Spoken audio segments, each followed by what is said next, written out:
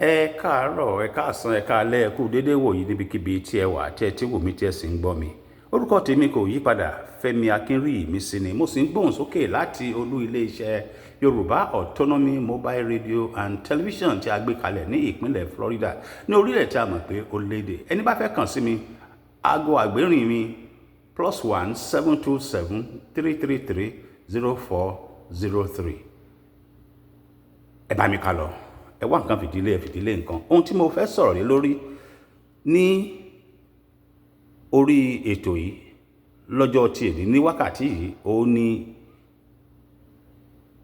kí ni ìṣòro wa ní ilẹ̀ Yorùbá ní sáà tá a wà yìí àti kí ni ọ̀nà àbáyọ lórí àwọn ìṣòro wọ̀nyí. Ní ṣókí, ẹ jẹ́ kí n fẹnu lé.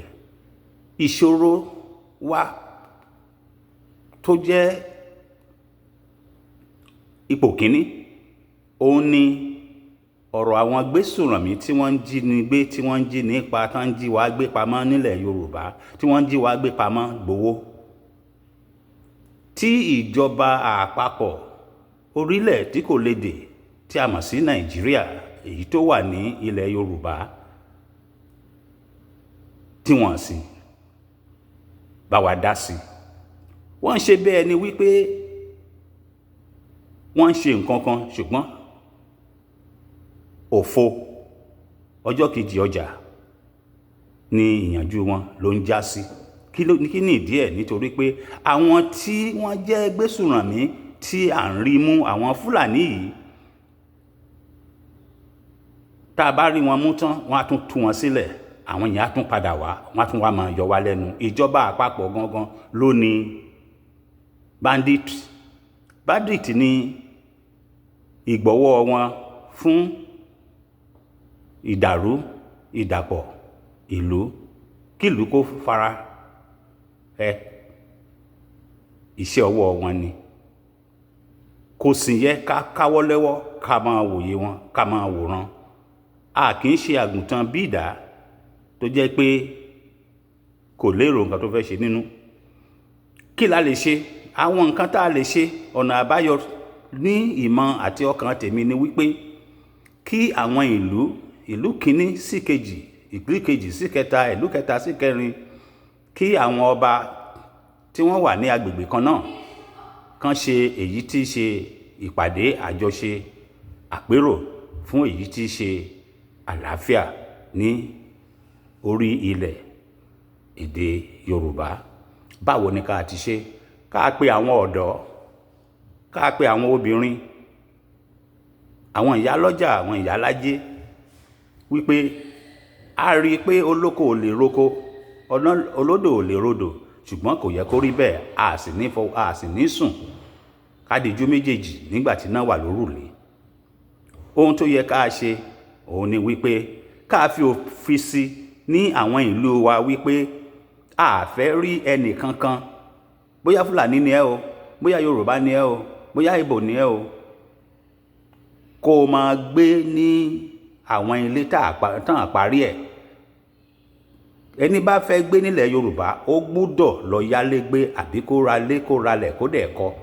kó nílé, kó máa gbélé. A fẹ́ kí ẹnì kankan kó máa gbé inú igbó nígbà tí ó jẹ́ pé wọn kì í ṣe ọ̀bọ.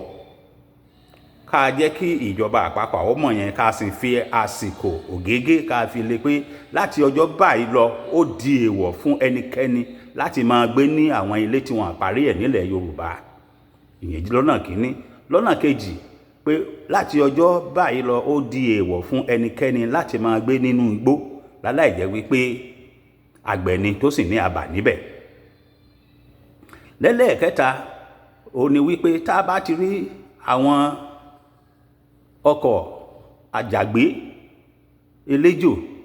tí àwọn èèyàn wà nínú ẹ̀ tán sì pọ̀, ẹ dá wọn dúró. Kí àwọn agbófinró ilẹ̀ Yorùbá, àwọn fìjìláńtè wa kàn yọ sí wọn, kàn sì sọ fún dẹ́rẹ́bà tó ń wa ọkọ̀ yẹn wípé àfírá kó padà síbi tó ti ń bọ̀, pé kò sáàyè, àyàfi tó bá ní ẹ̀rí tó péye láti sọ ibi tó ń lọ àti nǹkan tá ń lọ ṣe. wọ́n gbọ́dọ̀ pè ká mọ̀ àwọn National Union of Nigerian Road Transport Workers wọ́n gbọ́dọ̀ pè kí mọ́tò kankan kó tó gbéra tó jẹ́ pé ó kó èrò láti ìlú kan sí kejì kán pe ìlú tó ń lọ kán pe àwọn ìlú tó wà lọ́nà pé ọkọ̀ báyìí ó ń bọ̀ àwọn èrò báyìí ló wà nínú ẹ̀ o nǹkan báyìí ibi báyìí ni wọ́n ń lọ o a gbọ́dọ̀ níyẹn ìyẹn ní structure wípé okay these are structures for kí la máa pè ètò ààbò. nítẹ̀síwájú ó dára bí olóyè Sunday Ìgbòho ṣe gbún èyí tí í ṣe ikọ̀ iṣẹ́ tí wọ́n pè ní ìrù ẹkùn tán ṣàgbékalẹ̀ ṣùgbọ́n ìrù ẹkùn ò lè ṣe nǹkan tí olóyè Ìgbòho sọ wípé ó máa ṣe nítorí pé ìrù ẹkùn nǹkan tó máa lò fún òun ni wípé iṣẹ́ aládàáni ni àwọn tí wọ́n bá ń wá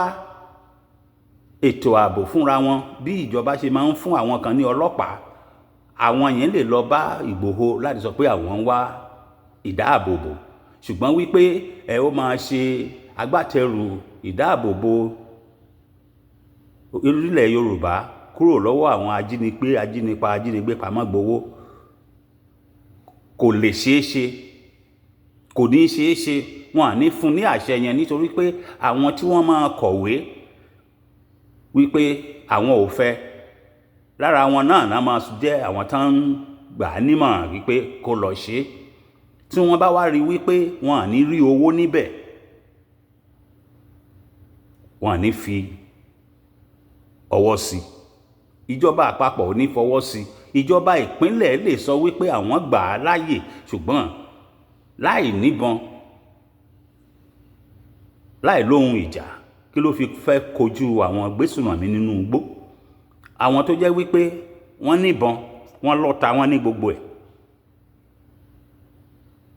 ẹ má jẹ́ ká tanra wa ilẹ̀ Yorùbá àwọn ọba àwọn ìjòyè ọkùnrin obìnrin ọmọdé àgbà nílùú kọ̀ọ̀kan ní gbogbo àwọn àdúgbò kí àwọn ọ̀dọ́ kan mójútó àwọn àdúgbò wọn ká ṣèpàdé yẹn bí àwọn ọ̀dọ́ ṣe lè mójútó àdúgbò wọn bá a ṣe lè bójútó ìlú wípé tí eṣinṣin bá wọbẹ̀ àmọ́ a sì máa rú eṣinṣin tó jẹ́ bóyá eṣinṣin ọdẹ ni so ẹ jẹ́ kí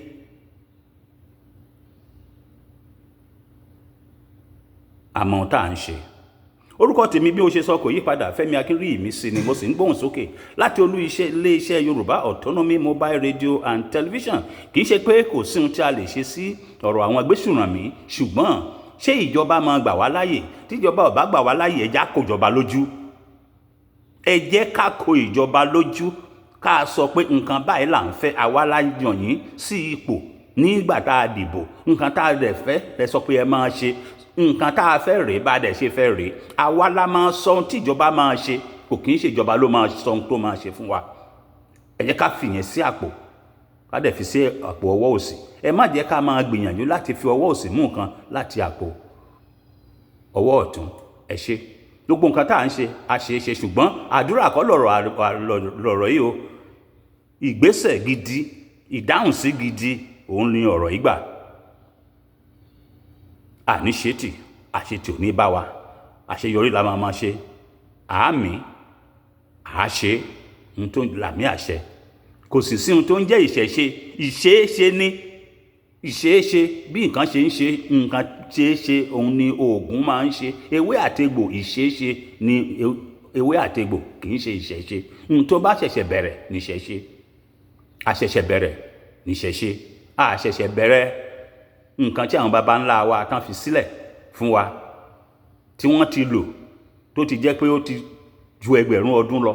ìyẹn kọ́ ní ìṣẹ̀ṣe ṣùgbọ́n tó bá ti pé ìṣẹ̀ṣe la fẹ́ máa pè ìyẹn ò ní ìtumọ̀ bẹ́ẹ̀ o kò ní jẹ́ ti bàbá àtọmọ kó má làálàá ẹ jẹ́ agbọ́ra wáyé ká mọ ohun tá à ń ṣe ká mọ ohun tá à ń sọ. Ọ̀rúnmìlà àfigbègbọràn mo kí ẹ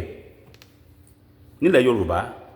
orúkọ tèmi ò yípadà Fẹ́mi Akínríyìmísí ni mo sì ń gbóhùn sókè láti olú ilé-iṣẹ́ Yorùbá Autonomy Mobile Radio and Television èyí sì ni ètò Yorùbá Autonomy Digest ẹni bá fẹ́ kàn sí mi, aago àgbérìn mi +1 727 333 0403. ẹ ṣé.